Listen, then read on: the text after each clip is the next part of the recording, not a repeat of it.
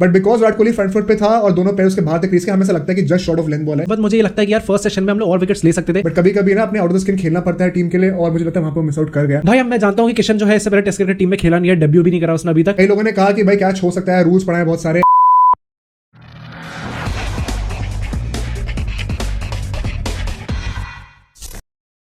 What's up everybody? Welcome back to Bro Sports. It's all fun and games. This is Aditya. This is Mohit. भाई देखो एक और ICC knockout game और एक और defeat by the Indian team. We have officially lost the WDC final 2023 to Australia. आज इस match को अंडरस्टैंड करेंगे कि हम लोग क्यों हारे with these 5 problems. Let's begin. तो देखो इन 5 प्रॉब्लम से सारे के सारे डिपार्टमेंट्स कवर हो जाएंगे, सारे के सारे प्लेयर्स कवर हो जाएंगे, तो हर प्लेयर की आपको एक परफॉर्मेंस एनालिसिस मिल जाएगी इस वीडियो में। So before we begin make sure to like this video, subscribe to the channel और कमेंट करके बताना कि क्या रोहित शर्मा को टेस्ट कैप्टनसी छोड़ देनी चाहिए। फर्स्ट पॉइंट आएगा हमारा टॉप 4 बैट्समैन का। दीज इंक्लूड रोहित शर्मा, शुभमन गिल, पुजारा और कोहली। इन चारों का जो कॉम्बाइंड स्कोर था इन द फर्स्ट इनिंग्स वो था 56 रन्स का और सेकंड इनिंग्स में था सिर्फ 137 रन्स का। तो यार जो हमारे टॉप 4 बैट्समैन है, देखो पहली बात तो इस टीम में 5 ही प्रॉपर बैट्समैन थे एंड राइटफुली सो, इस तरह की जरूरत होती नहीं क्योंकि ऑलराउंडर्स और विकेट कीपर्स भी होते हैं। But these guys along with Rahane, ये 5 बैट्समैन थे हमारी टीम के। इन पे ही पूरा मेन स्टे था कि हम लोग ओवरसीज जाके परफॉर्म करें, होपफुली 10 साल के बाद एक ट्रॉफी जीते। बट क्या होता है यार, हम सब लोग जानते हैं चारों के चारों बैट्समैन जो फेल करते हैं। Rahane was a bright spot, but हाँ उसकी बात करेंगे। पहले बात मैं बता दूं भाई रोहित शर्मा की, यार देखो Rohit Sharma specially second innings जिसे विकेट थ्रो करा था, आई थिंक बहुत ही अच्छे निक में था यार, उसको उस टाइम पे सेटल होना चाहिए था। एंड कभी कभी रिस्पांसिबिलिटी लेने की बात आती है। I know he is a stroke maker, but कभी कभी ना अपने आउट ऑफ द स्किन खेलना पड़ता है टीम के लिए, और मुझे लगता है वहां पर मिस आउट कर गया। सो डेफिनेटली वहां पे हम लोग को गलती कॉल आउट करनी पड़ेगी। पुजारा की बात करें तो पुजारा भाई सेकंड इनिंग्स में तो स्पेशली भाई कैसे विकेट थ्रो करके आउट हुआ मेरे को समझ में नहीं आया। कभी नहीं खेलता वैसा शॉर्ट बॉल, उस टाइम पे उसकी स्ट्राइक रेट भी डिसेंट थी और डिसेंट अमाउंट ऑफ रन्स मार रहा था, ऐसे नहीं था कि स्ट्रगल कर रहा रन्स मारने के लिए। तो बहुत ही आउट ऑफ फैक्टर शॉट था फॉर श्योर। फर्स्ट इनिंग्स में तो लीव करते हुए बॉल जो आउट हुआ था, मुझे लगता है कि वो भी मतलब पुजारा इतने टाइम तक जो है वहां पे अपैरेंटली काउंटर क्रिकेट खेल रहा था। कैसे मिसजज कर सकते हो तुम वहां की बॉल जो कि एकदम स्ट्रेट आ रही है विकेट्स पे, वो बॉल लीव करने के लिए थी नहीं मेरे हिसाब से। तो यहाँ पे अगर हम लोग बाकी बैट्समैन की बात करें which are of course Gill and Virat Kohli. Gill का देखो ऑफ कोर्स एक्सपीरियंस की कमी थी अभी एंड वो दिखती है। अगर मैं आपको एक्सप्लेन करूंगा कि दोनों तरफ से कैसे आउट हुआ है वो। फर्स्ट इनिंग्स में बोलन जो है ना, पहले के 3-4 बॉल उसको 4 स्टंप की लाइन के आसपास डालता है, वहीं से सीम करके बॉल बाहर निकल रही थी। तो शुभमन गिल को लगता है कि भाई बॉल बाहर निकल रही है, I can leave the ball. उसके बाद जिस बॉल पे वो आउट होता है वहां पे बोलन जो 6-7 स्टंप के आसपास बॉल को पिच करता है वाइड आउटसाइड ऑफ स्टंप, वहां से सीम करके अंदर आती है।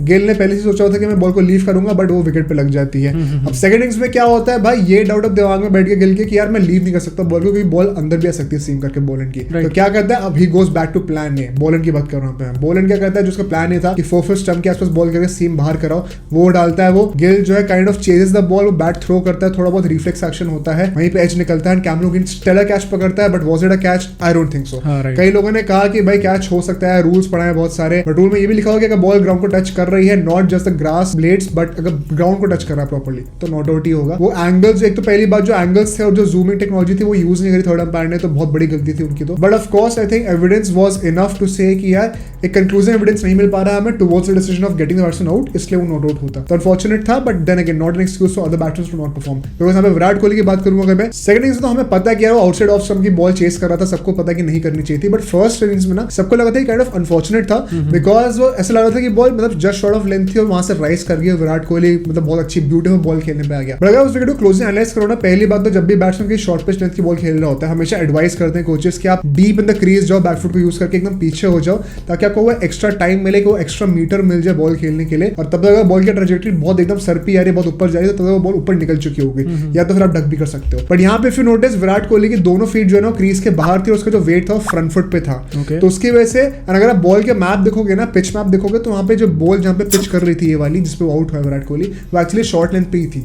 But because Virat Kohli front foot पे था और दोनों पैर उसके बाहर थे क्रीज के, हमें ऐसा लगता है कि just short of length ball है, it is not a short delivery in actuality, और वहां से वो राइज कर गई। तो मतलब टेक्निकल प्रॉब्लम थी। ऑफ कोर्स विराट कोहली ने वो रेक्टिफाई करा होगा, but then again second innings में कुछ और ही कर देता है, वो आउट हो जाता है। रहाणे की अगर मैं लास्टली बात करूं, रहाणे का देखो सबसे सक्सेसफुल बैट्समैन था हमारा ये, तो फुल क्रेडिट टू है। बट सेकंड इनिंग्स में जिस तरीके से आउट होता है वो मुझे थोड़ा अनकैरेक्टरिस्टिक लगा, just like Pujara and Rohit Sharma and even Virat Kohli. Wicket throw करा है लिटरली सब लोगों ने, maybe we can excuse Gill in this, but बाकी सबने विकेट थ्रो करा था, which ultimately caused demise. Next point पे आते हैं, which is choosing KS Bharat और ईशान किशन। हमने इसके बारे में प्रीव्यू में बात करी थी, हम डिस्क्रिप्शन और कार्ड्स में लिंक कर दिए, आप उसे देख सकते हो। भाई अब मैं जानता हूं कि किशन जो है इससे पहले टेस्ट क्रिकेट टीम में खेला नहीं है, डेब्यू भी नहीं करा उसने अभी तक, बट अगर हम लोग केएस भरत के भी स्टार्ट देखें तो बहुत ज्यादा अच्छे हैं नहीं। इस टेस्ट को मिला के उसने 5 मैच खेले, उसमें 129 रन मारे। ये टेस्ट हटा देंगे तो इससे पहले उसने सिर्फ 101 रन मारे थे। आई थिंक केएस भरत को बहुत ही बुरा गेम गया था विद द बैट दैट इससे पहले हमने देखा था बीजीटी में अर्लियर दिस ईयर, वो भी हमने कवर करी थी, उससे भी कुछ खास रहा नहीं था। Exactly. ईशान किशन के लिए जो लोग क्वेश्चन कर रहे थे, भाई देखो पहली बात तो 2 लेफ्टीज होते जडेजा के साथ साथ, तो वो बहुत इंपॉर्टेंट होता है, क्योंकि बोलन जैसे बॉलर जो है ना, जो कि सीम पे रिलाई करते हैं, नॉट ऑन स्विंग। सीम का मतलब जब बॉल पिच करती है उसके बाद पड़ के जो मूवमेंट लेती है, और स्विंग का मतलब जो हवा मूवमेंट लेती है। बोलन वो बॉलर था इस बार जो कि हमने देखा कि दोनों तरफ सीम करा था, जैसे हमने गिल का सेटअप एक्सप्लेन किया था। तो अगर ऐसे टाइप के बॉलर्स की रिदम आपको ब्रेक करनी हो तो it is very important to have both type of batsman in your team, left handers और राइट हैंडर्स, क्योंकि जब दोनों बैट के बैट्समैन होते हैं ना तो बॉलर को अपनी लेंथ चेंज करनी पड़ती है, अपनी लाइन चेंज करनी पड़ती है, बिकॉज दोनों का ऑफ स्टंप अलग अलग जगह पे होता है, तो वहां पे बॉलर अनसेटल हो जाता है यूजुअली और लूज बॉल्स देता है। सेकंडली ईशान किशन जो एक परफेक्ट रिप्लेसमेंट होता है ऋषभ पंत के लिए, क्योंकि एक left handed batsman explosive batsman है, एक्स फैक्टर प्रोवाइड करता है, वो हमने आई थिंक जेन्युइनली मिस करा। यहाँ पे एक प्रॉपर बैट्समैन की जो कमी थी,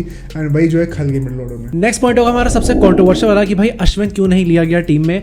इस चीज को हम लोग 2 पर्सपेक्टिव से देखेंगे, एक बॉलिंग से देखेंगे, एक बैटिंग से देखेंगे। बॉलिंग में अगर हम लोग सेकंड इनिंग्स की बात करें, उसमें स्पिनर्स की बात करते हैं, लायन ने 4 विकेट लिया और जडेजा ने 3 विकेट लिए।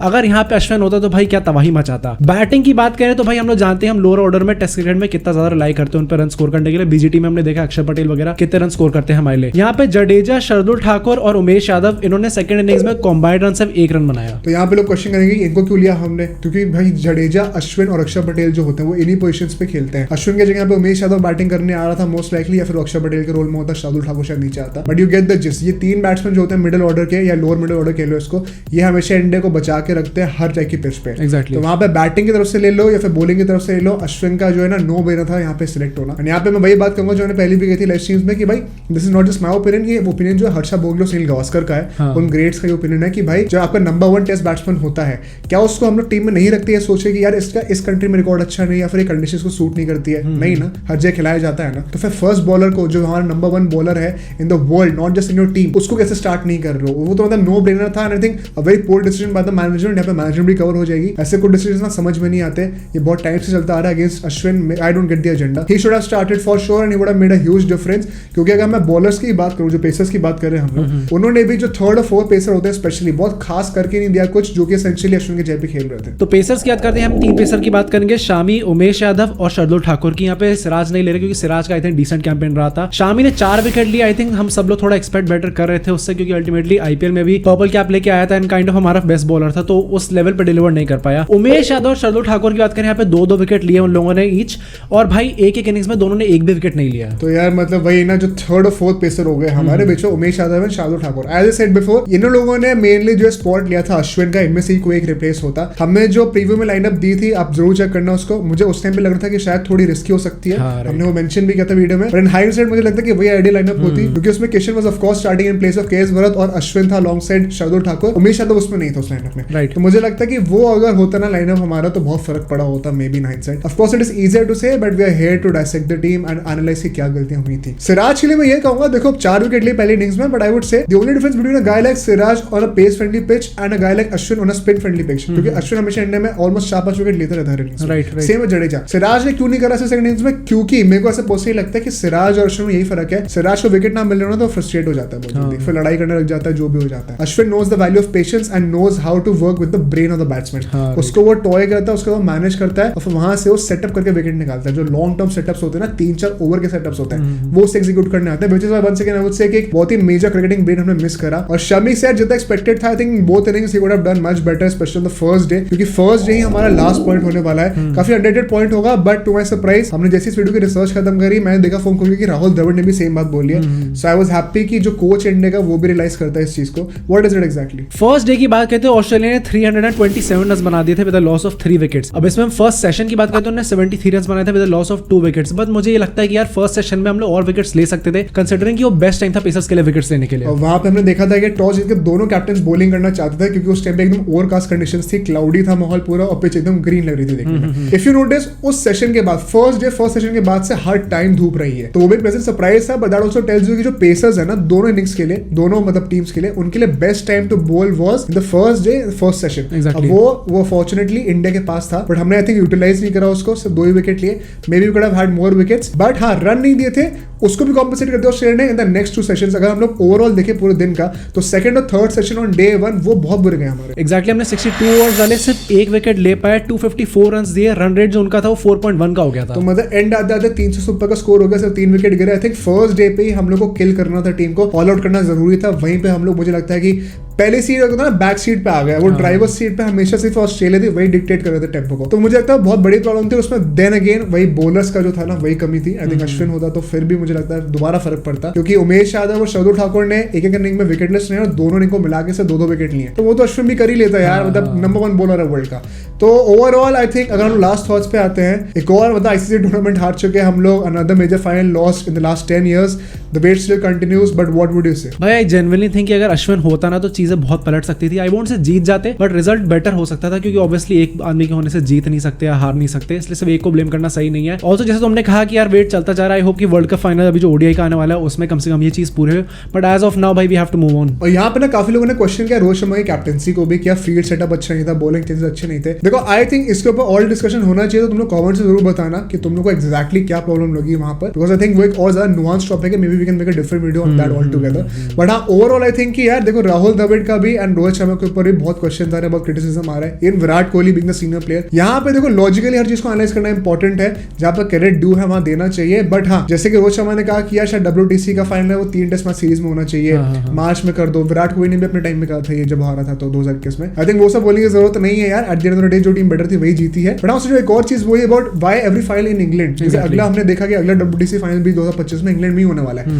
वो मुझे समझ में नहीं आता, वो एकदम लेजेंड बात है। आई डोंट थिंक वो कोई एक्सक्यूज है, but it's just a genuine question कि यार ये कहां से न्यूट्रल है और ये किसने कहा कि मतलब हर बार इंग्लैंड में ही होना चाहिए वन ऑफ द कंट्रीज। मतलब मुझे लगता है वो जेन्युइन क्वेश्चन है। But other than that I think Australia were clearly the better team. Group stage के टाइम पे भी वो लोग टॉप करे थे, हम लोग सेकंड थे, तो डिजर्व्ड विनर्स हुए हैं। देख गया कि यार डिफरेंस है अभी भी for sure, and now we can only pray यार। आई थिंक अब ज्यादा एक्सपेरिमेंट कर नहीं सकते बिकॉज वर्ल्ड कप से 2-3 महीने दूर है, 3-4 महीने दूर है, तो ज्यादा अभी एक्सपेरिमेंट करेंगे तो फिर से दोबारा वो टीम को सेटल होने में टाइम लगेगा। सो लेट्स जस्ट होप कि जो हमारे प्लेयर्स हैं they live up to the expectations, form में दोबारा आते हैं एंड फाइनली हम लोग शायद वर्ल्ड कप में कुछ कर पाएं।